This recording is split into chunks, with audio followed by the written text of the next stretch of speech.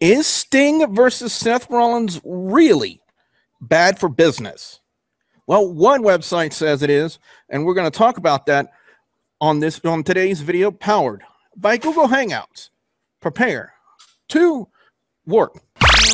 Hey guys, it's Becca Dix, and I'm here to tell you that you're watching The Wrestlegamer on WGS-TV.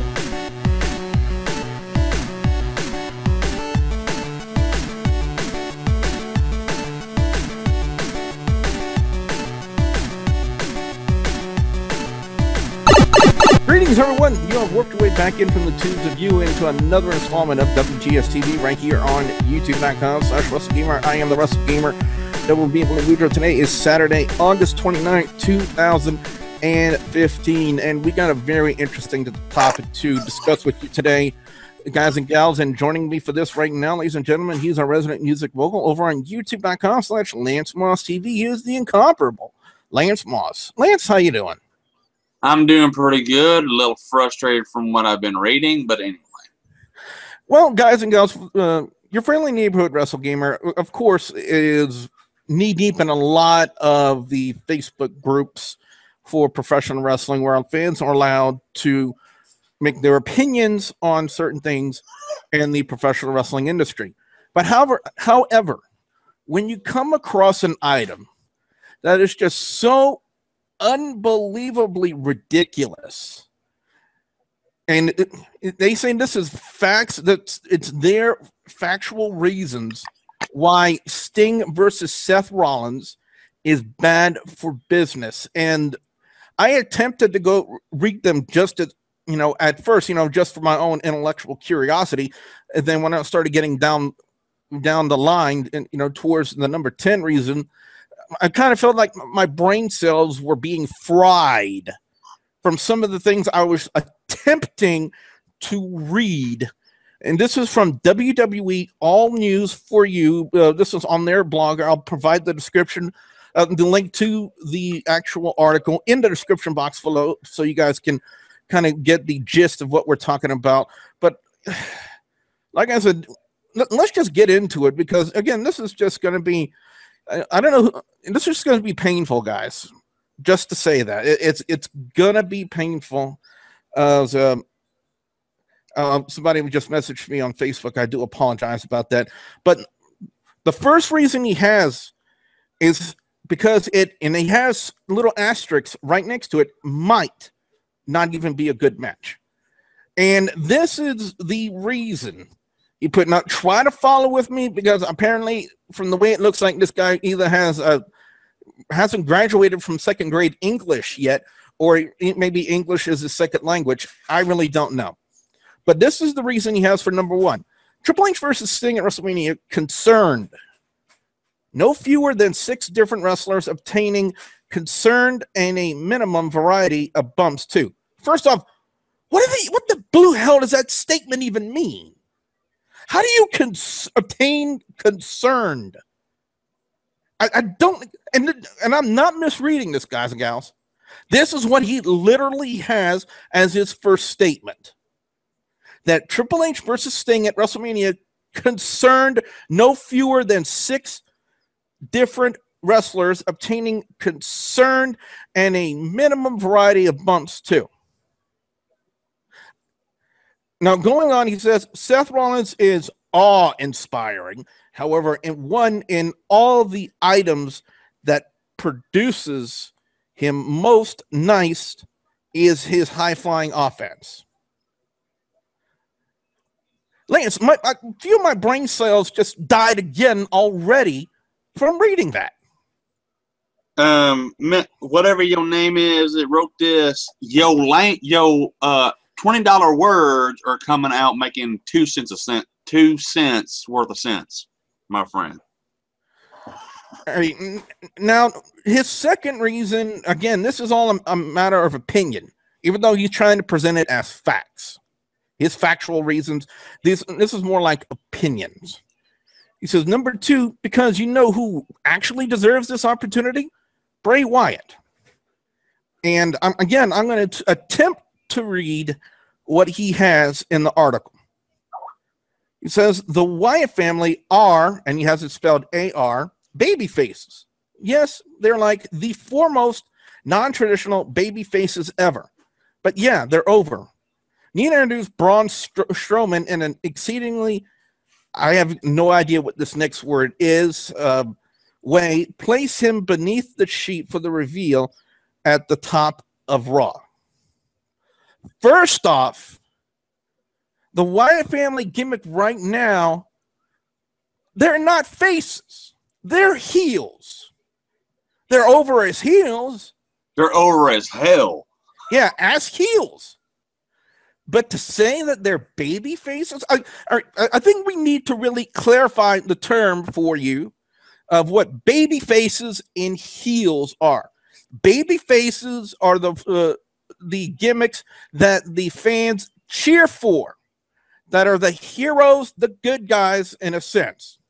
Heels, their jobs with their gimmicks is to get the fans to unbelievably hate them, to boo them whenever they are at a WWE live event. Now, yes, the Wyatt family is over as hell. But on the same notion, Lance, on the same notion, they are booed because they are actually doing their jobs as heels in the company, getting the fans to hate them. There is no way anybody could misunderstand that. While I do think Bray deserves a title shot and possibly a title run sometime in the near future, that's about the most of that I agree with this guy in this whole thing. Granted, the whole babyface and heel dichotomy nowadays is semi to pretty damn blurry nowadays. I think, Billy, I think you'd agree with that. Yeah, pretty much. But, yeah. Number 3, because WWE's booked themselves into a bizarre position. And here is his reason. And again, I will try to make heads or tails of what he wrote. He says, at some purpose within the last 12 months, what does that statement even mean, at some purpose? I think at some point.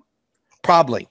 The thought was posited that Dean Theologian would win the Royal Rumble and wrestle Seth Rollins at WrestleMania. However, is Dean Theologian. However, somewhere on the manner, and it cuts off. He doesn't even finish his statement. I think he was saying, okay, does it make any sense? Fuck it. That's pretty much all we can say about number 3.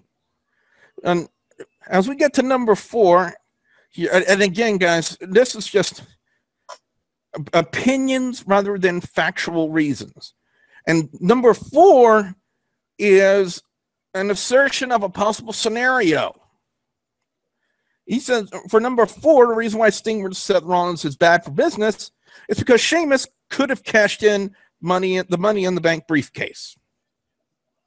Yes, could have. And his own, and he doesn't say at Money, he doesn't say at Night of Champions.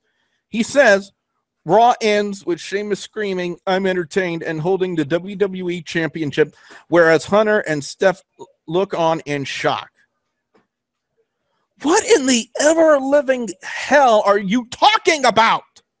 No, Billy, the question is, what is he smoking? And where can I get some? Yeah. And at this point, I might actually consider that as well. Might even need to dip into Rick's stash, if you know what I mean. Yeah. Because number 5, again, guys, it just gets worse and worse. How many are these? 10? 10, and we're at mid-level. We're at midweight. Number 5 is because what does this say to mid-card talent? And I'm going to respond to that after I read his reasons for number 5 as soon as Google Chrome. Now, his reason for number 5, again, to repeat, because what does this say to mid-card talent? WWE's got a loaded mid-card choked with guys worthy to interrupt through the cap conveyance back. Sting could pop a rating. That's not even a coherent sentence. Sting could pop a rating. However, It's not ingraining any variety of confidence within and again, the statement cuts off. So let's try to make a little bit of sense out of this one, guys and gals. He says that WWE is loaded with mid-card talent right now, worthy to be in the WWE. No, he said worthy. All right. Since when someone on the mid-card, I'm trying to restrain my language. Fucking. Thank you. Level gets pushed into the main event for your promotion's World Heavyweight Championship. Has Zack Ryder ever been just... No. Billy, one thing. Zack Ryder, that's jobber status. Okay, I can understand that. But to say that their WWE is loaded with mid-card talent right now that could be pushed, I mean, that's just unbelievable. They pushed Kevin Owens with John Cena, and that thing is done. You don't want an angle where if someone gets pushed and it just happens for far too long. Promotions have made that mistake before. The question I would like to ask is who on the mid-card level, in this person's personal opinion, is ready to be pushed for the WWE World Heavyweight Championship that is right now not currently active in a storyline right now. Because you can't do Rusev, you can't do Dolph Ziggler because those two are enthralled in a storyline right now. You definitely can't do Kevin Owens and Cesaro because they're mixed up in their own storyline right now. Ryback is the Intercontinental Champion. He's already got a title. So you want to unify all of the championships in your promotion? Big Show, I'm sure fans would be pissed off at that.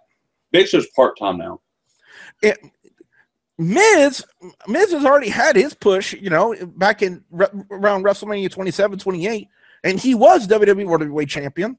And now he's just reduced to basically being a talk show host and basically a mid-carder. And not that good at the talk show host, in my personal opinion. So, my question to this guy who made this post is what mid-carder right now who is not currently active in their own storyline right now deserves to be pushed for the WWE World Heavyweight Championship in place of Sting? That is the question that I ask you. And Lance, right now, off the top of my head, there is no one that comes to mind. That's very true. Because there are some guys in the mid-card that deserve it, but the only thing, like you said, they're all tied up in storylines right now.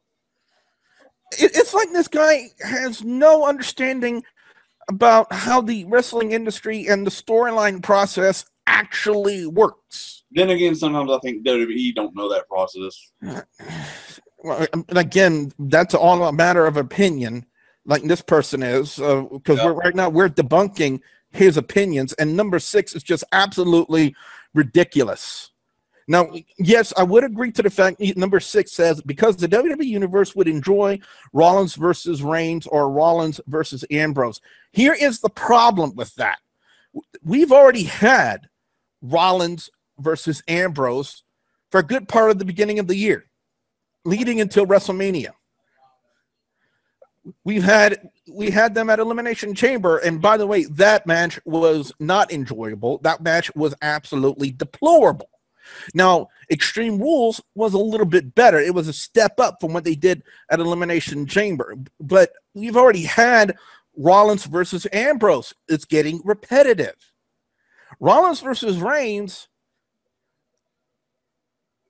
I don't think fans. I think the main objection a lot of fans would have is, if they actually went through with this, Lance, they're going to say, what did Roman Reigns do to be in the WWE World Heavyweight Championship title spot? True. Also, I know this might be coming down the line. We want the triple threat Shield match with Reigns versus Orton. Reigns versus Ambrose versus Rollins, which In theory, good in theory. In execution, I don't know. And by the way, the reason he has for number 6, Rollins comes right down to seating room to celebrate his new sculpture. And before the celebration begins, Dean Ambrose music plays. Rollins looks appalled. However, once Doctor, who the hell is the Doctor, appears, like he comes in peace, and he welcomes him into the ring. What in the ever blue F-U-C-K is this guy on? And where can we get some? This must be some good shit. Number 7, again, it just gets stupider and stupider down the line. Number 7 is you can make an angle of giving Seth Rollins the WWE World Heavyweight Champion. Cody, bring it to me. Cody, bring it to me. I'm multitasking while I'm making this. He says because you can make the angle of giving your WWE World Heavyweight Champion. Where's the card? There's no card in here. There's no memory card in there. You can make the angle of giving your promotion's champion at a pay-per-view entitled Night of Champions. Emphasis on champions, ladies and gentlemen. The night off. Because he views the Night of Champions pay-per-view as a throwaway pay-per-view. This is what he says. Again, Night of Champions may be a throwaway show. Yes, the show is entitled Night of Champions. However, that doesn't mean that the Globe Champion must wrestle. Incorrect! Incorrect in every sense of the word. If you are running a promotion with a show entitled Night of Champions, where every one of your promotion's champions are supposed to be highlighted for that pay-per-view, to say that the Globe Champion or your World Champion doesn't have to wrestle is absolutely garbage, Lance. Yeah, well, I wouldn't say it's a throwaway. It's definitely B. It is definitely a B show. But thank God we don't need to see another 4-hour show. That's just a bunch of people's opinions. But yeah. Number 8 is just, again, like I said, try to hold on to your brain cells, ladies and gentlemen. Number 8 reads, because this angle showcases that the Authority is growing tiresome. I agree with that. Well, but that's just growing tiresome person. And what he puts it here, at this time, Triple H and Stephanie McMahon's real-life personas area unit outweighing something they're doing on TV. Thus, the two of them making an attempt to be glad-handing. That should be. I'm not even sure what that statement even is supposed to mean or anything like that. There are various different ways to take number 8. Again, it's all been a matter of opinion. But his opinion, Lance, makes no sense. I'm guessing this dude was not born in this country or any English-speaking country. I'm just saying. Or he was really, really high when he made this. Number 9 reads, because Finn Balor deserves an opportunity. And I'm not even going to read what he puts in there. Can I go ahead. The motherfucker ain't even on the main roster yet. Exactly. And currently, right now, he is the NXT champion. And everyone that has been NXT champion will ultimately get called up into the main roster. However, does he deserve to be pushed immediately into the Night of Champions World Heavyweight Championship title spot when he hasn't even been on the main roster? No. He's had one main roster match at WrestleMania. And that's it. And to put that again, he's trying to present his reasons as factual facts, as factual reasons. But not only are these just basically here now, even though I said we weren't going to read it, this is what he says. It says it's clear. Oh my God. It's clear that WWE is exploitation Night of Champions as a placeholder show before going to the business of putting in Cena and Rollins for longer-term business. If this is often the case, then exploitation NXT champion Finn Balor within the place of Sting could be a worthy plan. What in the...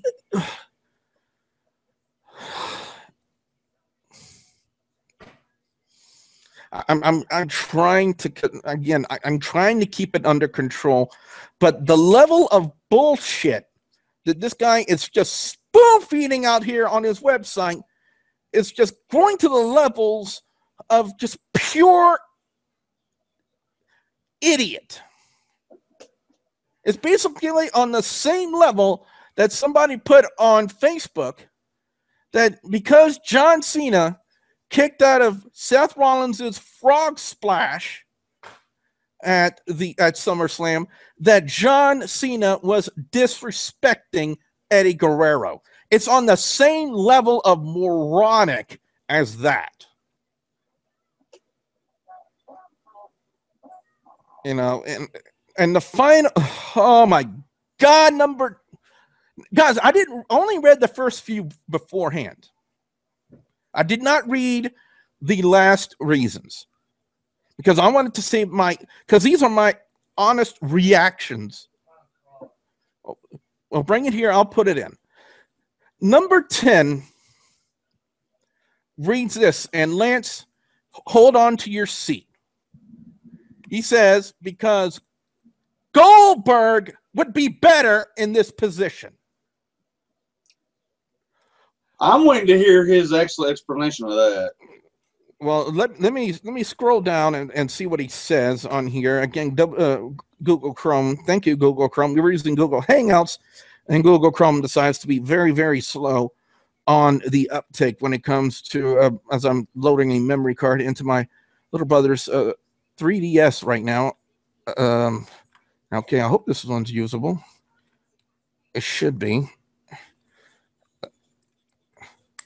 But and anyway, as I attempt to scroll down, here is his reason. It says, you know, WWE would have been 10 times smarter to bring back Rube for some reason, Goldberg, within the position of, quote, random WCW legend to challenge Seth Rollins to a happening match. And there's one quick way to debunk this reason. Bill Goldberg has already had his run in WWE, has had a run as World Heavyweight Champion, and has made it publicly known that he does not want to come back to WWE. They burn those bridges like crazy. And if I may, go ahead. Sting is about 3 or 4, hell, even maybe 10 times the worker Goldberg is.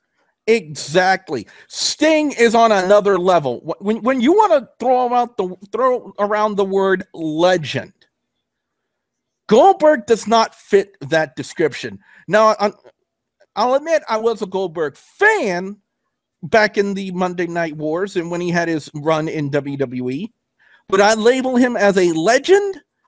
No, because there is no way you can compare the career that Sting had in NWA and WCW and TNA. I'm pretty sure WWE will like to kind of say that, oh, what's TNA? And compare that to Bill Goldberg's WCW career and his WWE run. There is no comparison. Sting is the legend in this analogy, and there is no way that this guy can actually put Sting and Bill Goldberg, line them up and say that Bill Goldberg is the bigger legend. It can't be done. It just can't be done. And this one is not a matter of opinion. This is a matter of fact. That Sting has done more in his WCW career than Bill Goldberg ever did in his entire career. And to say that when you put Sting and Bill Goldberg face to face together, you say Bill Goldberg is the bigger legend. You, sir, who wrote these 10 reasons why Sting versus Seth Rollins would be bad for business, you, sir, are a piece of garbage, and you do not understand how the wrestling industry works. To say that Bill Goldberg is a bigger legend than Sting, you, sir, are dirt. You have no clue whatsoever as to how the wrestling industry actually operates. This is the lone reason that pisses me off more. That this person, Lance, considers Goldberg to be a bigger legend than Sting. That is an utter garbage reason. Can I actually give, since we've had these 10 of why it's a bad idea, I have a reason why it could possibly be a good idea. Okay. Let's say Sting wins at Night of Champions, because A, there's a 50-50 shot he will. So he carries it until Survivor Series. Then during his, I guess, let's just say Seth Rollins challenges him to a rematch then, whatever. The opponent doesn't really matter in this situation. Then during about smack dab in the middle of the match, we hear dong. Undertaker comes in. Didn't even have to touch Sting at this point. Be better if he didn't. And then somebody rolls Sting up for the 1, 2, 3. That sets up Taker, Sting for Mania. And not only this, ladies and gentlemen, but think about wrestling enthusiasts such as me and Lance and everyone that's ever been either on WGS-TV or on Hardcore Wrestling Radio. For guys like us who have followed the industry for as long as we have, first off, we marked out like crazy when Sting finally made his in-ring appearance last year at Survivor Series in WWE. We marked out like crazy. Even though we knew it was happening, it was still the talk of the town to finally see Sting inside a WWE ring. That was a moment that guys like us have been waiting for years, ever since WCW went under, ever since they got bought out by Vince McMahon. One of the main things is to see the franchise player of WCW, literally, one can argue the face of WCW in Sting in the WWE inside a WWE ring, and that actually happened last year. And now the one last thing fans like us, guys like us, would love to see, because it would show, in my mind, tremendous respect to not only the person, Steve Borden, but it also showed respect to the career that Sting has had in WCW and TNA, even though, again, like I said already, WWE would probably like to, doesn't even recognize TNA. It would show tremendous respect to his career and everything that he's accomplished to have him become the WWE World Heavyweight Champion.